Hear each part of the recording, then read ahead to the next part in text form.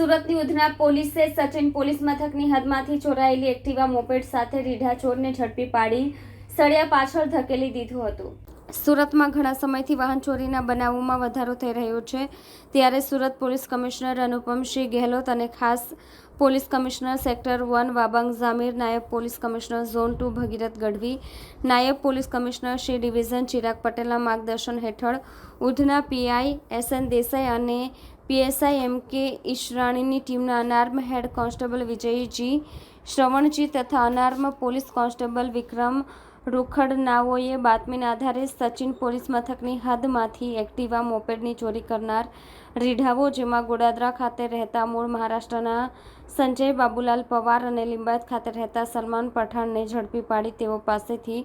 Sachin police મથકની હદમાંથી ચોરાયેલી Activa moped કબજે લઈ વધુ તપાસ હાથ ધરી હતી।